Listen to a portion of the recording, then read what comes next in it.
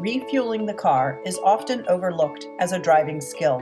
Pulling into the gas station is much easier than pulling into a parking spot. There's a lot of space. Modern cars have an arrow on the gas gauge pointing to the side of the car that has the fuel intake.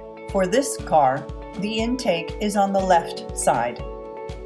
When possible, pull forward far enough to allow for a car to use the pump behind you. Leave space to be able to freely walk between the car and pump without bumping into either. Be sure to have your credit card or smartphone ready to make the purchase. Grasp the pump handle firmly. Keep the nozzle pointed away from you. Place the nozzle in the fuel intake.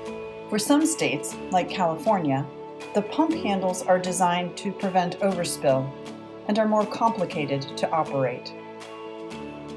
Have your driving instructor or the car's owner guide you through your first time pumping gas.